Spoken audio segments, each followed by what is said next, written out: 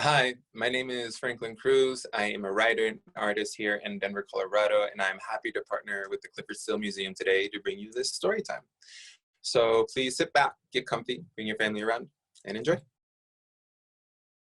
The sky started to wake up, and the sun, round and bright, rose over all the mountains in Colorado. Every kid in their house was watching the light that illuminated everything outside their windows. Oh, how they wanted to go outside and play in the fields and basketball courts, but today wasn't one of those days. Today was a day to be inside. The kids stayed inside, looking outside, imagining colorful and entertaining stories.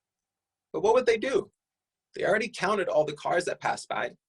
They already made stories about the people that walked around the neighborhood. Kids started to find new things to do, like singing, writing, painting. One girl, Nayeli, was looking outside and noted the ground. Yesterday, Nayeli was in the window, looking at the construction workers and how they ripped up the road with their tools. Tak, tak, tak, tak, tak. The earth was brown like cinnamon. It reminded her so much of cinnamon that she could imagine the sweet smell. The road was black like her socks and shoes. A small little trickle of water ran to the sidewalk that was full of purple and yellow flowers like butterflies. Nayeli stayed in the window and thought she had paints in her art bucket that her mom made. So she couldn't find any paper. She looked and looked and looked, but she didn't find any. She looked in the closet. She looked on the table. Instead, she had a great idea. Why don't I paint on the window? And she liked it. Nayeli was inspired like all great artists.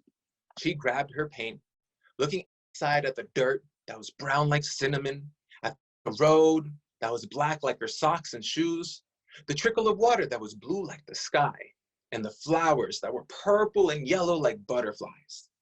Nayeli, with the brushes, picked up paint and started to paint on the window everything she saw. Her brush was light and left brush strokes and textures that were so smooth. Nayeli was so proud when her dad called out to her, "Nayeli, what are you doing?" Nayeli happily answered, "Dad, come look." Happy, she hoped her dad would like it and be surprised. When her dad walked in, he was surprised, but he didn't really like it.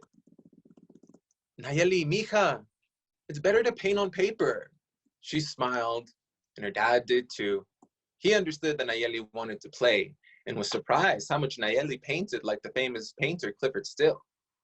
He took a photo and saved it. He wanted to be entertained too. He knew how much fun Nayeli had painting and wanted to see the world differently with all the wonderful and amazing colors like the world Nayeli painted.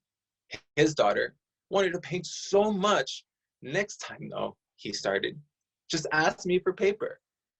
"What about my painting? Are we gonna leave it?" Her dad looked at the painting, which was creative and cute. "Yeah, mija, but everything has its end." "Dad, when is all this going to be over?" Nayeli asked. "I want to go outside and paint." "Yeah, mija, everything has its time and end, but we can find the beauty in it, like you did here." Nayeli painted what she saw in her window every day, every time on paper, like many great artists.